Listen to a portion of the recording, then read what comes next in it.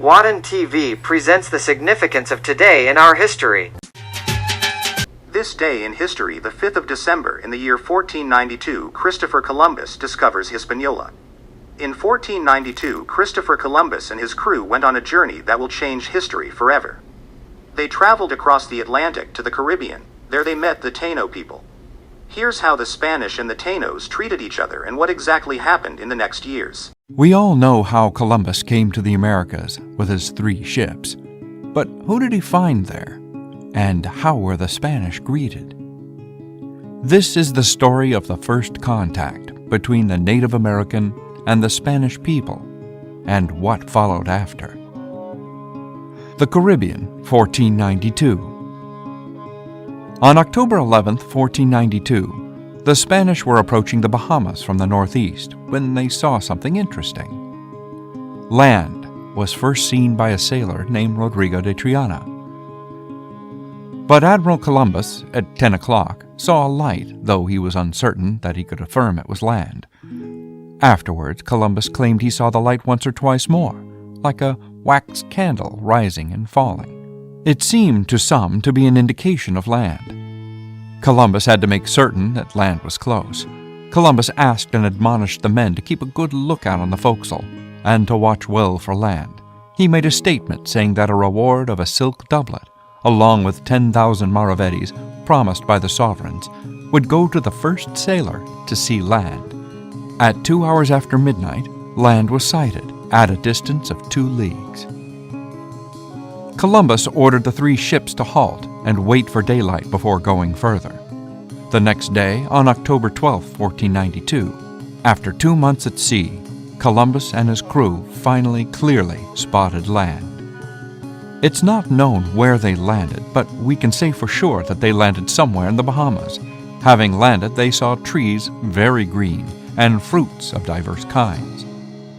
Upon reaching land, Columbus fell to his knees, thanked God for a safe voyage, and planted a flag in the ground, claiming the land for Spain, as the Tainos, who had lived there for 1,000 years, watched from behind trees and bushes.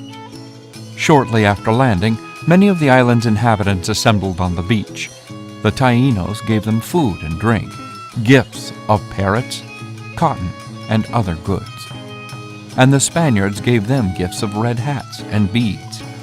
The Taino people had never seen white men before and thought they were gods. In the year 1496, Jews are expelled from Portugal by order of King Manuel I. These are Jews that were forced to convert by the Catholic Church and suffered from the Inquisition. We are here, Marcelo Guimarães from Brazil, Joseph Schulam from Jerusalem, Victor Esconial from Jerusalem, and Abilio from Paris. He's a Portuguese living in Paris right now.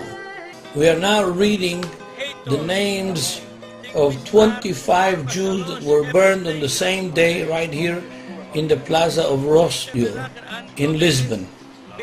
They were burned because they kept some Jewish custom and they did some Jewish holiday. That's their names. And we are reading them and praying for each one and blessing them in memory. Amen. I want you to pay attention how many of those people were the same family. There are 3 or 4 families here in which they lost 2, mother and father, sometimes mother and daughter, sometimes sons, sometimes 2 sisters. They killed whole families. They wiped out whole families over here. For what? Because they had different opinion on something that the Catholic Church dictated. Next year, 1848, U.S. President James K. Polk triggers gold rush of 1849 by confirming a gold discovery in California. On the 5th of December 1848, President James K. Polk sparked the California gold rush when he confirmed the discovery of gold in his State of the Union address. On the 28th of January 1848, carpenter James W. Marshall felt his heart thump after he found flakes of gold in the tail race of a water-powered sawmill that he was building for John Sutter, a German-born Swiss immigrant.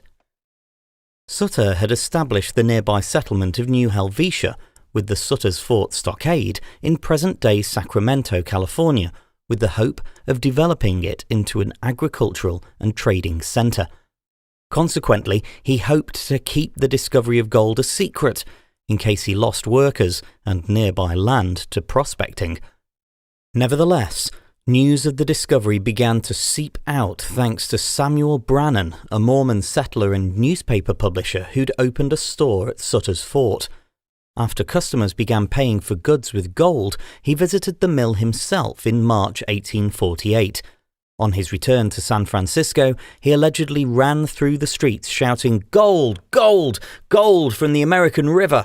and began selling prospecting supplies at inflated prices.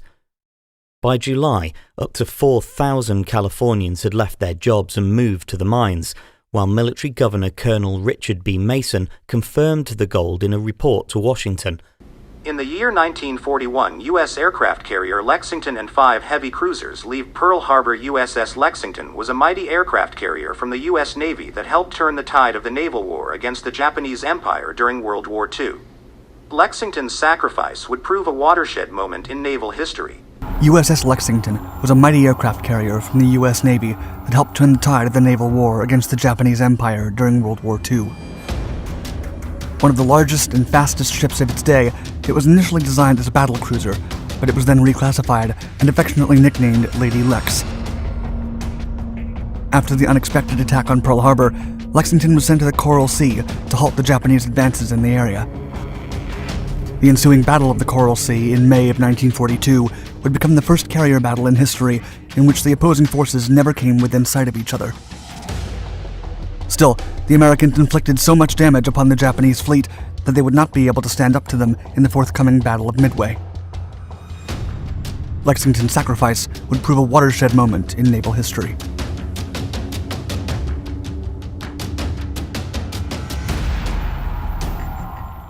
Lady Lex.